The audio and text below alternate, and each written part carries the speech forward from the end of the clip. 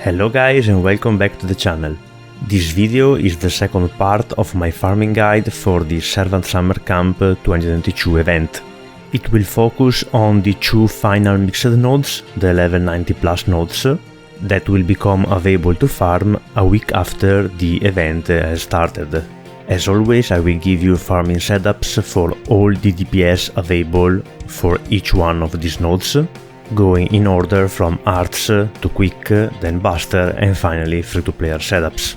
Furthermore, I will give you the usual analysis of the efficiency of the mixed node compared to the three single currency nodes. Speaking about those, all the three best single currency nodes have been covered in my previous farming guide, together with all the event tips and information you may need, so be sure to check that one out if you haven't yet, or you may miss some vital information, since this second part will only focus on farming the two final mixed nodes. In the first part of this guide, I've also given you a detailed analysis on the impact of Castoria and append skill on the farming side of things, taking a closer look at how they have changed the optimal farming setups for arts, quick, buster and free-to-player DPS. As consequence, I have modified how I rank the different farming setups and the way I will list them to you. So again, for all the info, be sure to check the first part of this guide that will be linked in the description below. Regarding the event limited Cs that will be useful for farming the two final mixed nodes, as with the single currency nodes, the spawn bonus C Chainsaw of the Dead is the one that you will see the most, followed by the two silver gacha Cs, Happy Drive for arts looping and Climbing Battle for quick looping and buster buffs. For the two final mixed node, you will instead see a lot more the damage bonus C Eyed Hunter. Every time I will give you a farming setup that can work with a 0% start MP charge C, you may want to consider bringing this damage bonus C if your DPS can't reach high enough damage, since the HPs of the enemies in the final mixed nodes are very high. In any case, you won't need more than one of these damage C, so if you get the 5th copy while farming, you can safely maximally break it for extra damage. Of the two final mixed nodes, one requires single target DPS and the other requires AoE DPS. As you can imagine, that means that basically all DPS will be featured in my farming setups, of course divided in ranks and ordered by damage, as I explained in the first part of this farming guide. As consequence, you will be able to use a lot of these bonus servants displayed on the screen right now.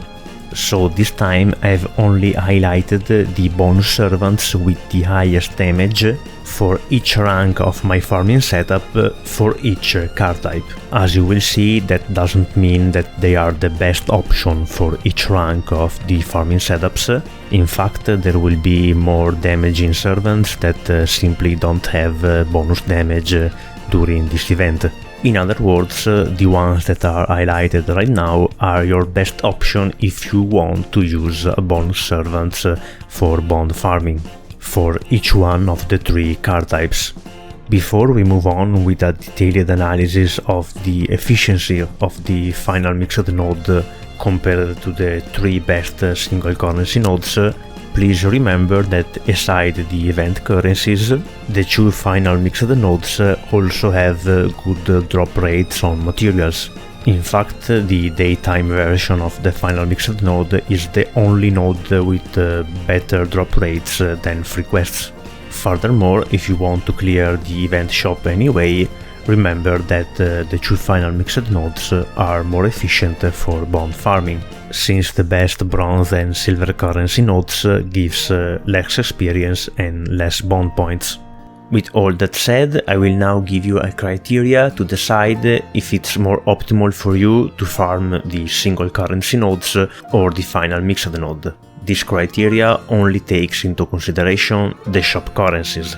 Assuming you still need all three currencies to clear the event shop, the simple rule is to farm mixed node if you have few gacha Cs, or single node if you have a lot of gacha Cs. More precisely, the only reason to farm a single node is having a good farming setup that use a lot of gacha seeds for that node, but not being able to use all of them while farming the mixed node, aka you don't have a good farming setup for the mixed node, which given his unusual layout of enemies can be true, even for masters with very good farming servants.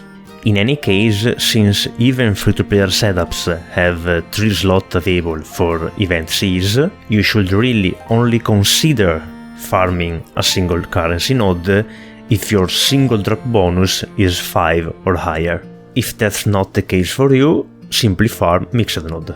That's how good the mixed node is for this event compared to the previous events. Just skip the following section.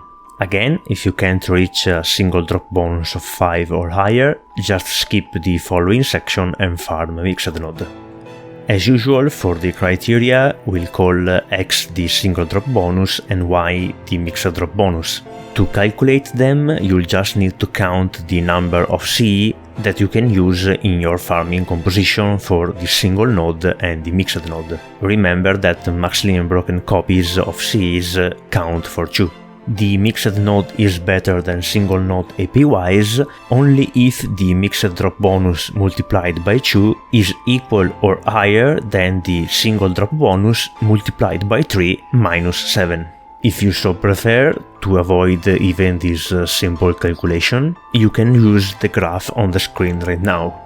Just find the point which has as coordinates your single drop bonus and your mixed drop bonus, and if that point is in the blue region on the screen, then mixed node is better.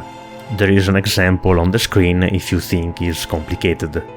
Just to be precise, this last graphical method is the most precise one, since to make calculation easier I have simplified the equation above. You can see on the screen right now the correct equation that is linked to the graph below. From the previous criteria we can extrapolate this simplified rule, assuming you can use all the Cs for the single node even for the mixed node, meaning you can afford good farming setups for the mixed node, then the mixed node is surely better than single node AP-wise if your single drop bonus is at most 6. Meaning you should only use the previous criteria if your single drop bonus for the single node is 7 or higher. Otherwise, if you fulfill the previous assumption, you can just farm mixed node. These numbers should really give you the idea on how much better the mixed node is compared to the single nodes in this event. In fact, it's so good that even assuming you'll only need 2 currencies to clear the event shop, the mixed node may still be the better one to farm. Usually, the simple rule is to farm the 2 single nodes in any case. More precisely, the only reason to farm a mixed node is having a lot of different gacha Cs, but not much of the same type, aka high mixed drop bonus but low single drop bonus for that specific currency. Or alternatively, not being able to use all of them while farming the single node, meaning you don't have a very good farming setup for the single node. To give you the idea, even with only 2 currencies needed, mixed node is still better than single node if you don't use any gacha C. Of course, this is just to give you an idea with numbers, since it's not practical, given that you can always choose a support with a gacha C, so your drop bonus should never be 0. The exact criteria is still the same as before, just with different numbers. For the mixed drop bonus, only count the 2 gacha C corresponding to the 2 remaining currencies. Then, as before, you can use the equation above or the graph below. Again, the graphical method is the most correct one, since I have simplified the equation above to make calculation easier. This time around, you'll always need to use the complete criteria, since even for veteran masters that can use the best farming setups, you can only be sure that the mixed node is better if your single drop bonus is 0, which, as I said before, is impossible since you can always choose a support with a gacha C. This time there is no simplified version of the rule. That's all the explanation you will need. I can now leave you to the actual farming compositions. As always, if you find this type of guides useful, please leave a like and subscribe to the channel. I'm really scraping every bit of free time I have to make these guides, and as I said in the first part of the video, I will need to take a break from these guides since I need to finish my exams. So really, if you show me your support, I can feel motivated to keep going and make more of these guides in the future. Anyway, thank you very much for watching, may God bless your gacha rolls, and I will see you next time. Bye bye.